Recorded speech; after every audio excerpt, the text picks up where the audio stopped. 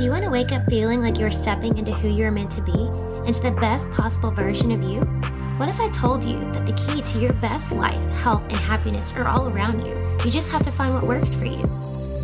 I'm Hope Pedraza, and I believe that there isn't just one way to live a healthy and meaningful life, and that all you need is a little inspiration to make changes that last from the inside out. Each week, I'll be sharing tangible tips and inspirational interviews to help you on your journey.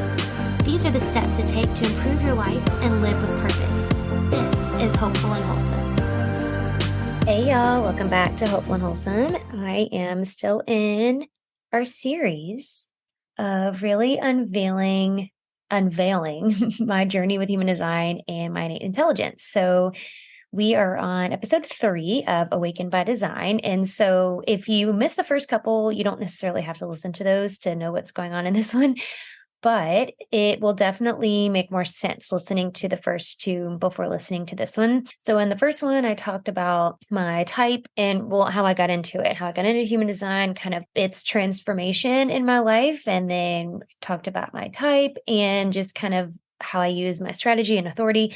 And then in the second episode, I talked about my profile. And so in this one, I want to talk about my variables, which are the arrows on your chart. So if you're looking at your chart, there's four little arrows at the top. They either point to the right or to the left. And then I want to talk about some of the gates and channels. And I'm not going to go through all of them because, honestly, it overwhelms me sometimes. So I know if I share too much, it's going to be overwhelming for everybody else.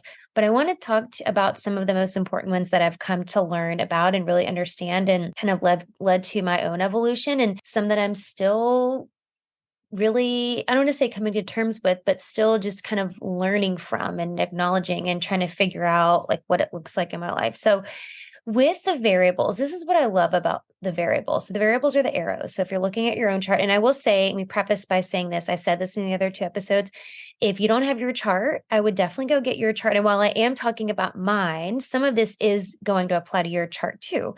And so you can learn a few things just listening to me talk about me.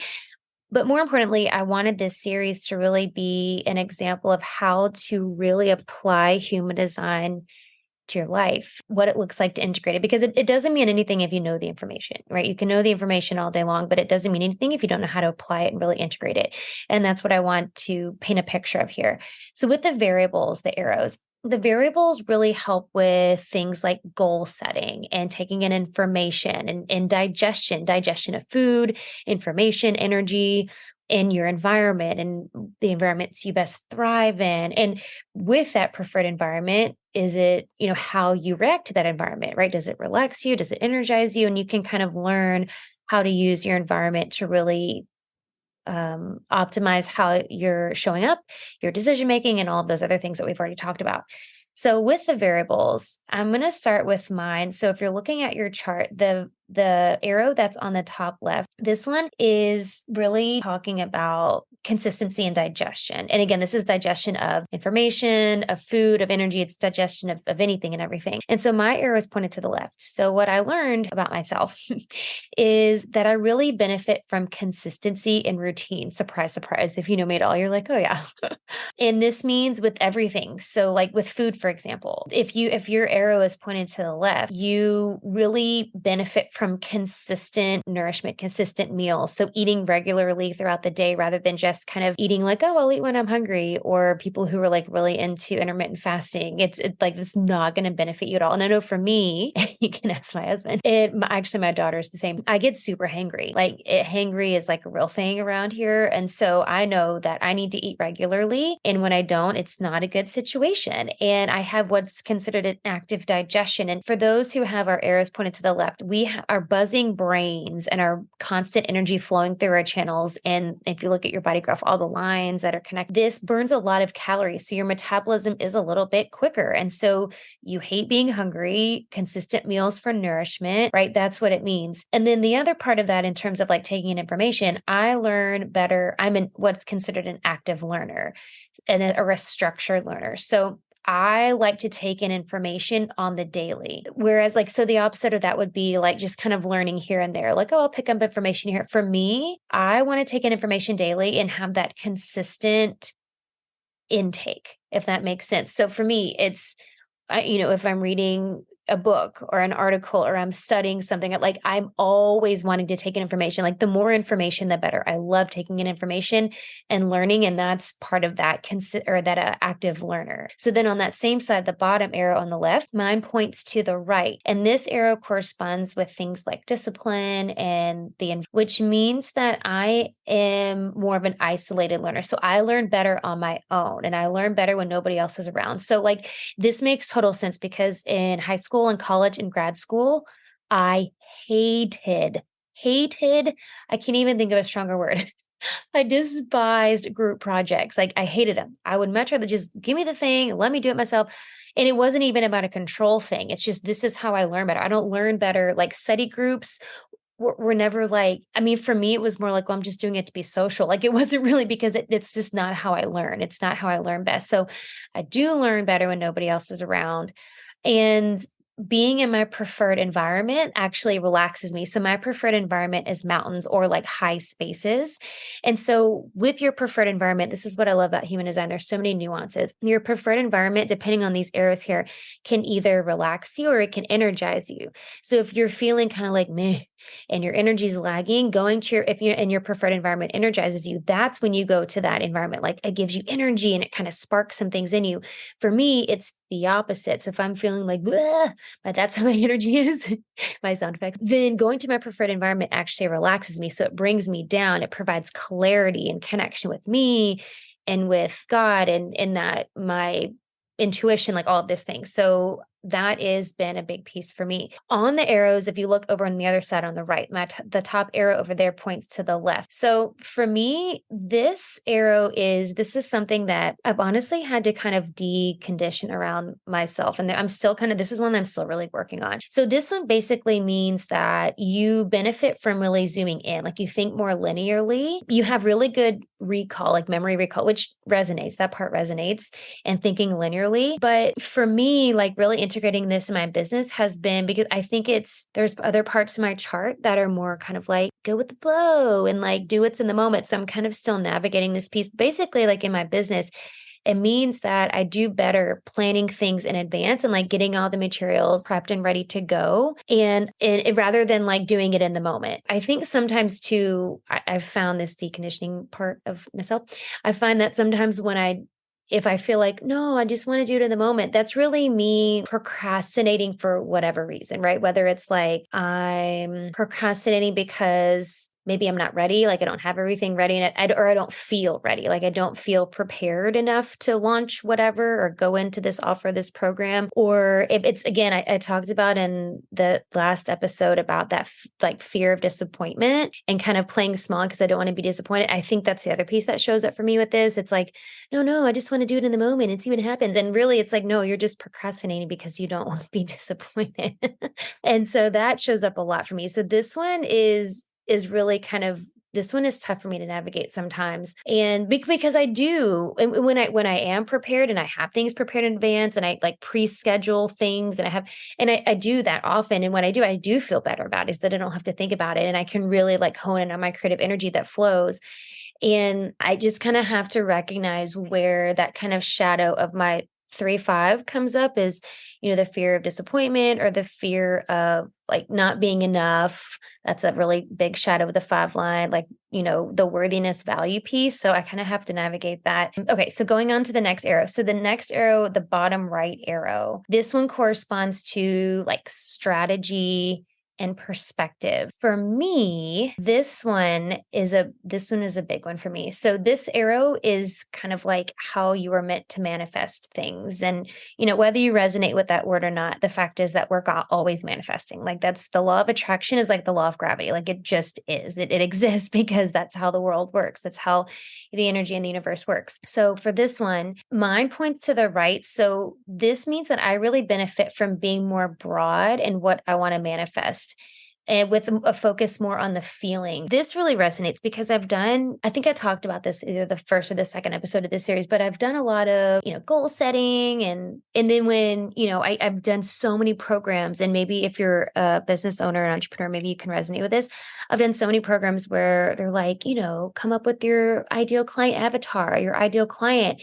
And they ask you these questions like, what does your client like to eat? Like, where do they shop? And like, I don't know. Like that being so specific with things like that and goals just makes me want to vomit. So when I learned this about myself, I felt like it took so much pressure off because I felt so much pressure to be so specific with my goals. And you have the 3-month plan and then the 12-month plan and then the 1 year and then or that is 1 year, the 5 year and the 10 year, like making all these goals and setting all these things for these different lengths of time. I have like in my head, and this is what I would tell myself, like I have the overall vision in my head, but I feel like the details can be really fluid because again, per my manifesting generator energy, I could change my mind next week about things. And so then it's going to shift the trajectory of where, I'm headed for my goals. And so as a non-specific manifester with this era, what this era means, it really took the pressure off of me and without having to be so specific about what I wanted and what my goals looked like. And really, again, like I mentioned, it's the focus on the feeling. So if your arrow, and I'll say this, if you're looking at your own chart and you see that your arrow is pointed to the right, the bottom arrow is pointed to the right, you want to focus more on the energy of you in that in the moment of the thing. It's the house, the relationship, the business, your bank account, like whatever it is, it's the feeling. So for me, if I'm, thinking about, my dream house, whatever, it's not so much the color of the walls and the couch and those like really minute details. It's like, how am I going to feel when I'm, standing in my kitchen? How does it feel when I'm looking out the back window? How does it feel, right? It's the feelings and the emotions that it drums up. So that's been a huge almost relief for me in goal setting. And so when I am in situations where it's like, goal setting, I know to be, and this is really for manifesting generators in general too, but to be more short sighted with your goals and not go too far out with them because they can change and your energy can change so quickly. So another thing I learned from this is kind of based on the arrows that this one really is a game changer for a lot of my clients too when I talk about their digestion. And it's based on kind of how some of the arrows are. For me, I learned that I have open taste. And this means that basically I have this really varied, like I benefit from eating a varied diet. So not eating the same thing all the time or eating like different bites of food. So maybe not eating a lot of one thing, but a bunch of little things. This makes so much sense to me. And again, this is a little bit of the energy of the manifesting generator of, not sticking to one thing per se. But my husband and I both have this. And like our favorite thing to do especially when we're traveling, we love doing this, but we'll do it if we have like a date night or something. We will do like what do you call it? It's not a pub crawl because we're not going to pubs, but it's like the idea of a pub crawl. It's like a restaurant crawl. Right? Like we pick one place, we'll have like an appetizer at this place, and we'll find another place, we'll have an appetizer at this place. We'll go to another place and be another appetizer, like we'll share an entree. And then we go and then we'll find a place that has like really good desserts, right? Or a place that has good drinks. So we'll end up going to like, 4, 5, 6 different places all at once because we don't want to sit down and eat one thing. We want to experience all these different things. And that's kind of the idea of open taste. It's having an appetite for all these different things and different bites of food and like experimenting to see what you truly like and what you truly want. For me, it's like giving yourself permission to experiment in all areas. So it's not just food, right? It's digestion for everything. Food and energy, information, just ways of being. It's just giving yourself space and room to explore. And I love taking that with me with information too, and how I learn. And I think sometimes if I sit and think about like how much money I've spent on programs and coaches and all these things, and there's multiple ways I could look at it, right? Like, oh, I wasted this money on this one and I should have spent this money somewhere else. But for me, it's this concept of trying on different, right? It's different bites. I'm doing different bites of things to see what I like and what I really want.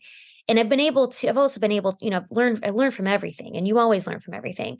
But I think it's taking that perspective and seeing it as like, okay, I try this out and see what I want. I can take a little bit from here, a little bit from here, a little bit from here. And now I can really like solidify what I like and what I desire, right? And that really plays a huge part in my vision and how I'm moving myself forward in my business and life and all that. So I love the digestion piece. So I want to move on from here, talking a little bit about the gates and the channels. So looking at gates and channels, there's just a few of them I want to go through on mine that really resonate with me. And I think for some of you, it'll resonate with you as well. So if you're looking at your chart, The gates are the little dots that are colored in all of your energy centers, right? So the little dots that are filled in, and then the channels are the lines that go through those. So you might have like a full channel, right, that connects one gate to the other, or you might have it colored in like halfway, and it's called a hanging gate, where you just have like half of it filled in. So you have one gate defined, right, but it doesn't go all the way to the next one to create that channel. It's fast. I love this part of it, which it can get deep here. You can get real deep, and it can get confusing, and it can be a lot when you dive into all of it. But what I love about the gates and the channels is it is like the perfect illustration of how God designed all of us to play a part of the universal puzzle. Like we're all a piece of a puzzle, right? That this is how I see the world. And we all have a part to play here. We all have a role. All have something here that we're here to give and provide for the collective, right? That's what I believe. So when we're looking at the gates and you have like what I was talking about, the hanging gate, this is basically you have one side of the gate that's defined. And when you have someone who comes into your life with the other side of the gate defined, it's like completing the puzzle, right? So we have certain strengths in some areas, other people have strengths in other areas. And when we come together, we're putting the pieces of the puzzle together. And I love this because it like fully completes that channel. And this is how we all work as a collective to get things done and to make the world a better place and to contribute and to serve. And I love this so much. So with the channels and the gates, I'm going to talk through a couple of mine that have really made an impact on me and the ones that I'm still kind of contemplating. The first one I want to talk about is the 3420 gate. So if you're looking at your chart, this is where, and this may not mean anything to you because I haven't talked about the centers, the energy centers, but it's where the sacral connects to the throat. So if you know your chakras, if you know the chakras, that's what you're looking at. The sacral center connects to the throat. And the 3420 is really a really crucial gate. It's like considered the manifesting generator gate. So a lot of manifesting generators have this gate defined. And this is kind of the telltale aspect of the chart that shows like you're a manifesting generator. And so what this is really considered one of the fastest channels in the graph because it brings things to life really fast. So it's connecting the sacral, which for a manifesting generator, for me, this is the source. It's everybody's life force. That's just the center of life force. But for me, this is where everything is coming from. So like I mentioned before in the other episodes that my authority comes from the sacral center. Like that's where my intuition, basically, where I'm getting that like inner guidance from is my sacral center. And so when it's coming through the sacral center, it's going straight to the throat to come out for me to speak and bring it to life. That's what this means. And so it's bringing it to the throat center to bring it to speak it into existence without validating it, right? And I mentioned in one of the other episodes, my struggle with really bringing things into the mind and chewing on them for a long time and letting it marinate there. And that's not what I meant to do. This channel really solidifies that piece and like really validates that piece because when I have an idea for my sacral, when something is lighting me up for my sacral center, it is meant to go directly through the throat center and then that brings it to life. It's not meant to go to the head at all. It's not connected to the head. It's not connected to the mind at all. It goes straight to the throat. With this center, people that have this center defined or this center, this channel, it's basically this is like the people who have trouble like sitting still or being quiet because something like stirs in us and we got to like do something about it. We got to do it. We got to talk about it, right? That's what this channel is for. I also learned that with this center, I have the power, and this is really the manifesting generator energy, right? It's the power to maintain activity over a long period of time. You have the staying power, like you have the energy to keep going with it, which means that you really have to apply your energy to something that you really love. And that's what I've learned, that it's, just because you have the energy, the sustained energy to see something through doesn't mean you should. And as a generator or a manifesting generator, it's true for all of us generators and manifesting generators that like we have to apply the energy to something that we really love. And that's really what is how we use it in the most powerful way. And here's the other piece that is, so this channel is called the channel of charisma. That's what this channel is called. And I love that piece because in the way, like if you read about it in the original text, the original book of Human Designing, he explains it in a really interesting way because basically it's saying like it is correct and healthy for you to stay busy. And he calls it in self-absorbed activity, which, kind of has a negative connotation. Like nobody wants to be self-absorbed, like egotistical, like, that kind of thing. But it actually means it in a little different way, because people that have this channel defined, and really a lot of the parts of a generator, manifesting generator's chart, and if you have a defined ego center, this is another part of that too. When you are, doing activity in a quote self-absorbed way, but doing it from the energy of, for me, it's the energy of the sacral. This is what it means for me. The energy of the sacral is like, this is lighting me up. My body is like, yes, I like this. I want to do this. It's coming from that energy. So doing it in a self-absorbed way is really benefiting the collective, because what it means with this channel, we put blinders on, right? And we kind of forget about everybody else, and we kind of get tunnel vision, right? And it basically means you can appear like unavailable to other, and people with charisma with this channel really appear generally unavailable to others. And it's not in like a negative way, like we don't want anything to do with anybody, but it's like, I've got this thing and I've got this tunnel vision and I want to see it through. I want to get it done. And that is actually what is correct for you. And that has been a big piece for me, and something that, my husband and I have had conversations about. And I mean, it's interesting because he's a manifesting generator too. So he has a little bit of he doesn't have this channel, but he has a little bit of this energy as well. You do have to set boundaries, and you do have to, kind of, and this has been really what I've learned, just you kind of have to have a cutoff, right? You got to say when enough is enough. But we do have the power and the energy to put on the blinders and go and just like go. Like there have been times, and this is actually, I was going to say it's mostly before kids, but I can't say that because it's happened after kids too. But I have really been really intentional about setting boundaries over the past year. But there have been times where I will work on something for hours. And I'm not a night person. Like I'm a morning person. I love waking up early. I love getting up early. I just naturally wake up and get up early. So staying up late is not fun for me. Like I don't like staying up late. I don't like staying out late because I wake up early. So I'm just a morning person. But I have gotten into these when I'm working on like a project or something, or working on a program, whatever it is, for hours, like computer in the bed. I'm still working. I got to keep going. And you're just getting this energy. And so if you're a manifesting generator, you're probably like, yeah, I know that feeling. This channel is that channel. And it's only serving the collective. And this is something that I really have to like tune into. It's only serving the collective when it's done from that sacral response of that full body yes. Because if you're doing it in a way where it's like, oh, I need to get this done, or I should be doing this, if it's a place from like need and shoulds and coulds and force, that's not it. That's not the vibe. That's not the vibe at all. And that's really when your energy becomes like misused and misdirected, and it really compromises everything. And trust me when I say this, I know this from experience, because this has been, I mean, honestly, it's what led me to like full on burnout. And I'll talk about this a little bit more in some of the other episodes, but this is the energy that it takes to compromise your health, is when you're doing that, you're doing it from the energy of need and should and could, and like forcing it, rather than this sacral, like, oh, I'm so excited about this. This is why I'm doing it. And that's when Ra'u Rahab is saying it's self-absorbed activity. That's what it means. It's self-absorbed because you're so focused on it. It's for you because it's like satisfying that sacral, like, yes. But then it's also because it's serving the collective. And that's why it's that sacral response. I just love this channel. And I've just been learning more and more about this channel, because it really is a powerful channel for me as a manifesting generator. And I just always looking to tune in to learn more about this, to use it in a more powerful way. The next channel I want to talk about is called the channel of the brainwave. And this is where the throat center connects to your splenic center. So here's something I do want to say about my chart. And I've found, and this is the other piece right now, really, and it really has just been in the past maybe 4 or 5 months, honing into this piece. I have a lot of activation in my splenic center. So your splenic center is like the little triangle that's on the left side if you're looking at your chart. And this is your center for intuition. And this fascinates me.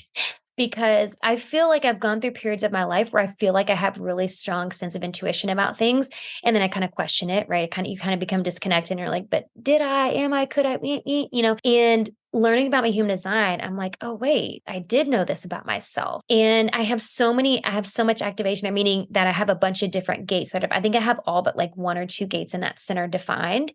And they're connected to so many different centers in my body. For me, I've been getting this nudge over the past like year, so that I have intuitive things that I haven't really been able to tune into and hone in on, and, certain spiritual gifts that I haven't really tuned into yet. And so this is the piece that I've really been like studying and learning more about, because I feel like a lot of the answers for me are going to lie in the center. And so this center, or this channel that I'm talking about, the channel of the brainwave, it's called, this connects your throat center to the splenic center. So again, I do have a lot of activation in my throat center as well, which means I'm here to speak things into existence, into life, into being, right? So with the channel of the brainwave, it basically is saying that my individual insight comes from this deep intelligence, this like ancient wisdom, this like ancient instincts. I'm enticed to really use this intuitive awareness to support my own well-being, like right now. So the idea of thinking on your feet, right? Thinking on your feet and being quick on the draw because of your intuition, being able to tune into your intuition like right now, not overthinking it, but letting it speak to you like right now. And this can really have a deep impact on people when you have this channel defined. The thing here, because with the splenic center, it's the center of intuition, but it's also the center of fear. That's kind of the shadow side of the splenic center, of things that go on in the splenic center. And so you really have, and this is for me, the biggest thing, overcoming the fear of the unknown. And that's a big one for me. And that's a common fear that shows up when you have, especially like this is the 5720 is the gate. So if you have that gate 57 defined in yours, the fear of the unknown comes up a lot. And this is like a consistent thing. And so when that fear comes up, it's really tuning into your intuition and leaning into where that's coming from. Like diving, like it's kind of bringing curiosity into the conversation. Like, okay, where is this coming from? What is it that I'm afraid of the unknown? But so it's overcoming the fear of the unknown by really learning to listen and act on your intuition, like those intuitive impulses, moment by moment. And it's really all about being present. And I'll talk about that one here in a second, but it's being present, because the gate 20 is called the gate of the now. I have this one is connected to, let's see, 1, 2, 3, 4, like 4 different centers, my gate 20. And so the gate of the now is just what it sounds like. It's like being present and acting in the now, like not overthinking it, making like I am meant to make decisions quickly. I'm meant to push things forward into existence quickly. I'm not meant to overthink. And again, this is where that big shadow that I've talked about in the past couple episodes of me like bringing it up to the mind and chewing on things and overanalyzing and overthinking. And I'm notorious for that. I'm not meant to do that at all. Really, just within the last year, I've been more, I guess, just more cognizant of it. And I'm not saying it doesn't happen, because it doesn't happen. But it's something that I'm more intentional about working on, and really tuning into the intuition and just not letting things sit and marinate for too long. Because that's really when the mind gets involved, that's when you start thinking about what you should be doing, what you need to do, what you could, right? It's like, it takes the whole like sacral excitement, like, yes, I got to do this. It just takes that out of it. The other channel I want to talk about, this one other channel, is the channel of surrender. And this is another one that's connected to my splenic center. And this one really resonates because the surrender and I will say, I can say this about myself, but I know for a lot of y'all listening, you can resonate with this. It's such a hard thing to do. Especially when you are or have been a perfectionist and a control freak. I think those two really are like the same thing, because you want everything to be perfect. Surrendering is hard because it's literally you relinquishing control. Like, I'm letting go of control, and it's so hard. And this is something I would say in the last couple of years, but within the last probably 6 months, I've really been honing in on as I've really dove into my chart and understand the different aspects of it. This one, I love this because it actually speaks to more of me as an entrepreneur than it does about surrendering, but it is involved there. But I consider this like the entrepreneur channel. So if you have this channel defined, then I'd say essentially you're meant to be an entrepreneur. And this is the splenic center connecting to the ego center. So if you're looking at your chart, the ego center is the little triangle it's like the smaller triangle. So there's like a triangle on each side and there's a little triangle on the right. It's that one. So it's connecting over there to the ego center. This basically is expressing the fact that I am here to use my sense of like what I know to be right and correct, and like my intuition, because it's the splenic center is the center for intuition, and use that for in the book, the Human Design, like the original text, it calls it the tribe, but to me, it's like the collective, right? It's the universe, it's the people, the collective, the tribe, however you want to say it. It's using that and you're able to like tell people what they need and show people what they need before they even know that they need it, which is, I mean, that's the sign of like a true salesperson. So this is like those who are really good, and I'm not like claiming to be a sales expert by any means, but those who are like good at sales, those who have the potential to be really good at sales, they have this channel, or they at least have part of this channel, one of these gates. But it's this gift for instinctually being able to assess other people and match people with the right product, the right service, the right ideas, the right ideologies, right? It's being able to connect people with what's right for them. Within this, I think the other piece that I love, and when I learned this, I'm like, oh yes, this totally makes sense to me. When you have this channel, you trust your instincts to guide you in life. And when a person or project or something doesn't smell right, then don't engage with it. And I've had this show up time and time again. And I've always felt like I've been like, even though my husband would probably say that he'd probably say that I have an overly like, maybe I wear rose colored glasses sometimes for people, but I do like to see the good in people. I mean, I try to see the good in people, but I feel like I've always been a good judge of character. And even though I want to see the good in everybody, sometimes I get a funky feeling about people, and I have always been right. And like, I'm thinking, I don't know why this is coming up, but I'm thinking about this specific situation. This was a year or so ago. This gal came and like moved into town, and she reached out to me, and then she reached out to my other location, my franchisee, my other location, about teaching. And, she came to class, and we met and we talked, and she was nice. She was a nice girl, but I just got this really, I don't know. And I told my franchisee, I told her, I was like, I don't know. I just don't know. I was like, something about her, I just don't have a good feeling. So I didn't move forward with anything. And she did. My franchisee did. And I was like, just be careful. I don't know. And sure enough, it lasted like maybe a week and a half. And she was like, oh my gosh, you were right. Like, she was not a good fit. She was pretty much all about her, and she wasn't willing to learn, and she wasn't like,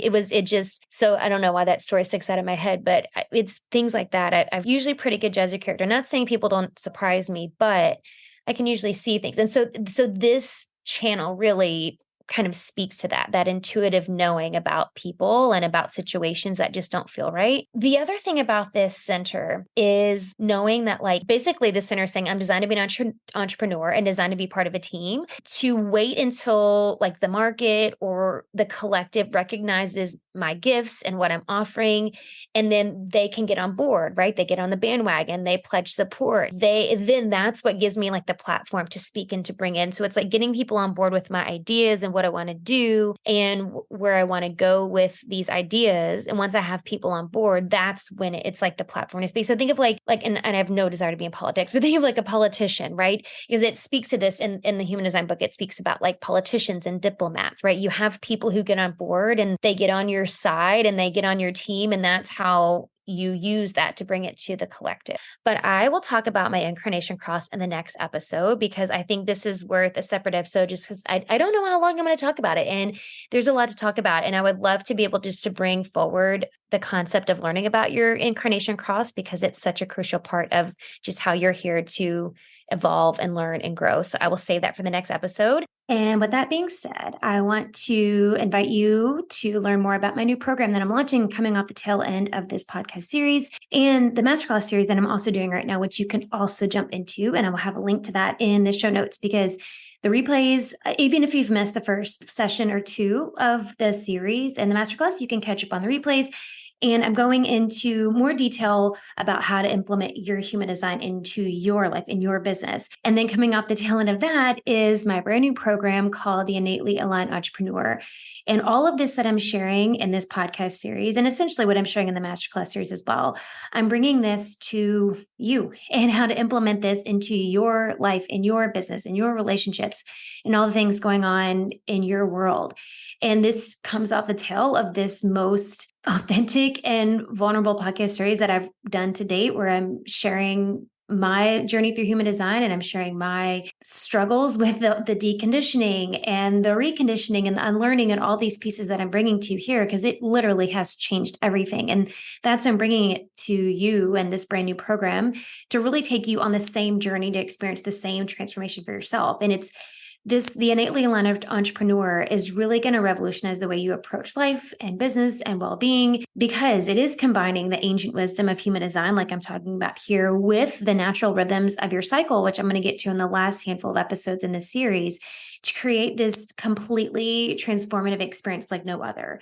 So inside the program, there's so many facets that we're going to cover inside the program. And essentially, you're embracing balance when you're learning how to harmonize your body and your business and your life by aligning with the cycles of nature and your human design. You're gaining this really deep sense of equilibrium that brings clarity and peace and ease and flow to your journey. We're helping you connect to your true self and exploring the depths of your individual human design, uncovering the keys to your authenticity. And by really understanding your human design, you'll be able to take yourself on this profound journey of self-discovery and self-acceptance like I have. It just changes everything about how you show up in life.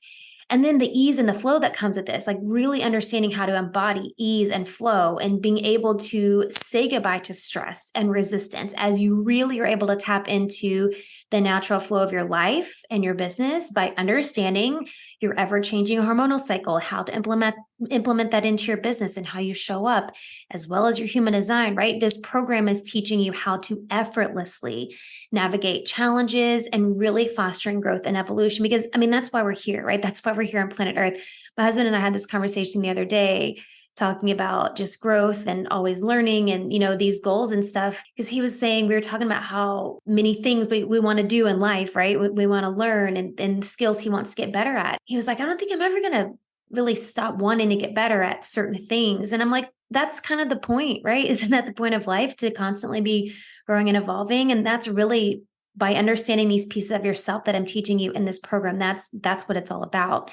And then it's elevating your business, right? Being able to leverage these newfound insights to really supercharge your business endeavors, to achieve sustainable growth by being able to align your business strategies with your own unique design and your natural rhythms. That's how you elevate your business. That's how you elevate your life. So this is this incredible journey of self-empowerment and connection and really success, and it's not just about success. To me, I feel like that word weighs heavy sometimes, because in this capitalistic society that we live in, we equate success with money, and it's not all about that. Sure, financial freedom is a huge piece of it, but it's not all about that. The success is being in alignment and embodying that alignment and embodying that authenticity, and how that transforms everything about how you show up, and how that transforms your wellness and your relationships. Your health is your wealth, right? You hear that. And I feel like sometimes that's like, it gets a little cliche, but it really is, because when you are embodying that authenticity, when you're embodying that alignment, everything about your wellness shifts. Everything about your health shifts. This is how we heal. This is how we live without dis-ease in the body.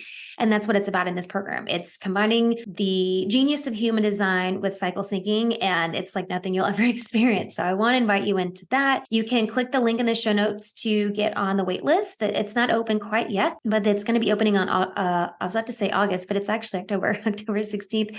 And if you're listening to this well into the future, you can still click the link and you can learn more about jumping in later. But this first cohort is going to be a little special, because I'm offering some bonuses for those who jump in from the wait list. If you decide to jump into the program from the wait list, and this is going to be at the best price that you'll ever be able to experience this program at. So I'm excited to give just a little bit of financial incentive to jump in this first cohort to really experience what it's all about, and just as an offering of gratitude for jumping on this journey with me. And I'm excited to take it with you. I'm hoping that what I'm going through so far is resonating, and it's piquing your interest and just wanting to learn more about your human design and diving into these pieces of you. And I will see y'all in the next episode. Thanks for listening to Hopeful and Wholesome, y'all. If you found value in this week's episode, please subscribe on iTunes or wherever you listen to your podcast, and leave a review to let me know what you thought. I'd love to know what you find useful in these episodes, so I can know how to provide the most value I can to my listeners. And if you have topics you'd like to know more about, I'd love to hear those as well. So shoot me a message on Instagram, Facebook, or LinkedIn. It's @TheHopePedraza, or you can visit my website, hopefulandwholesome.com. Thanks, y'all.